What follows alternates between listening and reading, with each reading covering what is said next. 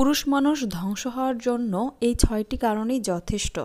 ১. যে পুরুষের রাগ এবং জেদ বেশি, বিশেষ করে পরিবারের সাথে, স্ত্রী সন্তানদের সাথে বিশেষ করে রাগ এবং জেদ দেখায় যে পুরুষ বেশি, সেই পুরুষের ধ্বংস অনিবার্য। আপনার স্ত্রী হচ্ছে আপনার সহধর্মিণী। আপনি সবসময় আপনার স্ত্রীর সাথে ভালো ব্যবহার করবেন।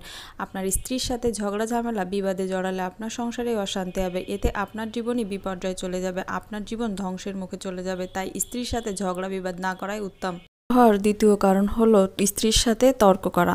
স্ত্রীর সাথে তর্ক না করে আপনার সংসারে যদি কোনো সমস্যা হয় তাহলে আপনারা দুইজন একসাথে বসেন, বসে আলাপ আলোচনা করেন, করে সমস্যার সমাধান করেন। আপনারা যখন একে অপরের সাথে তর্কে জড়িয়ে পড়েন তখন তৃতীয় পক্ষ আপনাদের এই সমস্যার মধ্যে সমস্যার সুযোগ নেয় আপনাদের সংসারে অশান্তি সৃষ্টি করে। এতে আপনাদেরই সংসারের অমঙ্গল ডেকে নিয়ে আসে, আপনাদের মধ্যেই ঝামেলা হয়।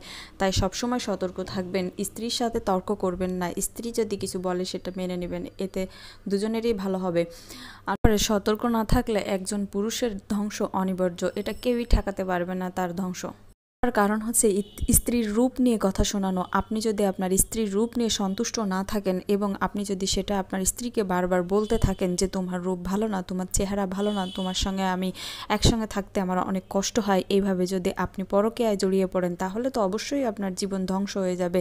তা আল্লাহর সৃষ্টি সবাই সুন্দর, তাই কখনো স্ত্রীকে বলবেন না যে তোমার চেহারা সুন্দর না, তোমার রূপের খোঁটা দিবেন না কখনো। মেয়েদের রূপের খোঁটা কখনোই দিতে নেই, কারণ সবাই আল্লাহর সৃষ্টি। পুরুষ নিজের ইনকামে সন্তুষ্ট নয়, স্ত্রীকে দিয়েও ইনকাম করানোর জন্য বাইরে পাঠাতে চায়। স্ত্রী থাকবে ঘরের ভিতরে, স্ত্রী বাইরে যেতে চায় না, তারপরেও জোর করে পাঠাবে যে না, একজনের উপার্জনে হচ্ছে না, দুজনেই উপার্জন করতে হবে। সেই স্ত্রী যেতে চায় না, তারপরেও তাকে জোর করে পাঠানো হয়। এতে সংসারে অনেক অশান্তি হয়। এই ধরনের পুরুষ আছে ধ্বংসর অনিবার্য। এই পুরুষের নিজের স্ত্রীকে ভালো লাগে না, অন্য নারীকে ভালো লাগে এবং পরকীয়ায় জড়ায়, এই ধরনের পুরুষের ধ্বংস অনিবার্য।